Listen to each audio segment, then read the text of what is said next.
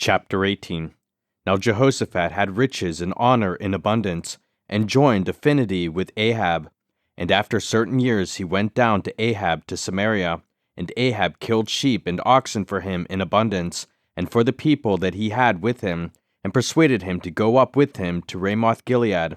And Ahab king of Israel said unto Jehoshaphat king of Judah, Wilt thou go with me to Ramoth Gilead?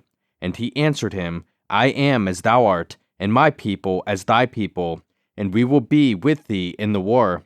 And Jehoshaphat said unto the king of Israel, Inquire, I pray thee, at the word of the Lord today. Therefore the king of Israel gathered together of prophets 400 men, and said unto them, Shall we go to Ramoth Gilead to battle, or shall I forbear? And they said, Go up, for God will deliver it into the king's hand. But Jehoshaphat said, Is there not here a prophet of the Lord besides, that we might inquire of him? And the king of Israel said unto Jehoshaphat, There is yet one man, by whom we may inquire of the Lord, but I hate him, for he never prophesied good unto me, but always evil. The same is Micaiah the son of Imlah. And Jehoshaphat said, Let not the king say so. And the king of Israel called for one of his officers, and said, Fetch quickly Micaiah the son of Imlah. And the king of Israel and Jehoshaphat king of Judah sat either of them on his throne, clothed in their robes, and they sat in a void place at the entering in of the gate of Samaria. And all the prophets prophesied before them. And Zedekiah the son of Kenaanah had made him horns of iron, and said, Thus saith the Lord, With these thou shalt push Syria until they be consumed. And all the prophets prophesied so, saying, Go up to Ramoth Gilead, and prosper, for the Lord shall deliver it into the hand of the king. And the messenger that went to call Micaiah spake to him, saying, Behold, the words of the prophets declare good to the king with one assent. Let thy word therefore, I pray thee, be like one of theirs, and speak thou good. And Micaiah said, As the Lord liveth, even what my God saith, that will I speak. And when he was come to the king said unto him, Micaiah, shall we go to Ramoth Gilead to battle, or shall I forbear? And he said, Go ye up, and prosper, and they shall be delivered into your hand. And the king said to him, How many times shall I adjure thee that thou say nothing but the truth to me in the name of the Lord? Then he said, I did see all Israel scattered upon the mountains, as sheep that have no shepherd.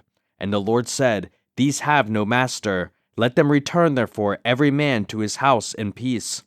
And the king of Israel said to Jehoshaphat, Did I not tell thee that he would not prophesy good unto me, but evil? Again he said, Therefore hear the word of the Lord. I saw the Lord sitting upon his throne, and all the host of heaven standing on his right hand and on his left.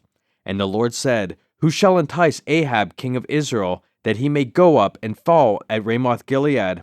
And one spake, saying after this manner, and another saying after that manner. Then there came out a spirit, and stood before the Lord, and said, I will entice him. And the Lord said unto him, Wherewith?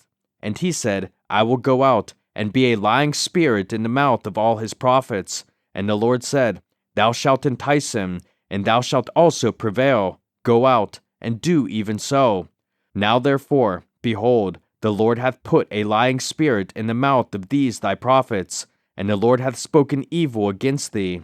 Then Zedekiah the son of Kenaanah came near, and smote Micaiah upon the cheek, and said, Which way went the Spirit of the Lord from me to speak unto thee? And Micaiah said, Behold, thou shalt see on that day, when thou shalt go into an inner chamber to hide thyself.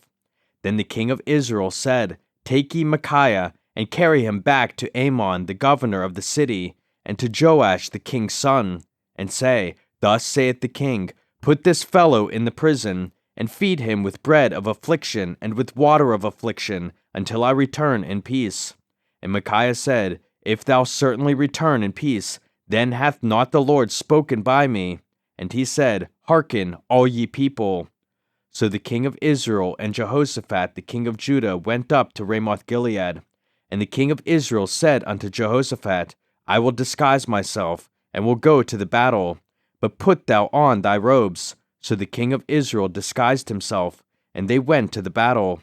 Now the king of Syria had commanded the captains of the chariots that were with him, saying, Fight ye not with small or great, save only with the king of Israel.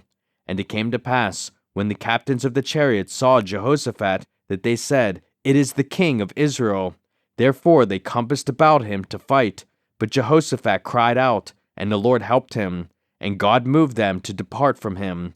For it came to pass, that, when the captains of the chariots perceived that it was not the king of Israel, they turned back again from pursuing him. And a certain man drew a bow at a venture, and smote the king of Israel between the joints of the harness. Therefore he said to his chariot man, Turn thine hand, that thou mayest carry me out of the host, for I am wounded. And the battle increased that day. Howbeit the king of Israel stayed himself up in his chariot against the Syrians until the even, and about the time of the sun going down he died.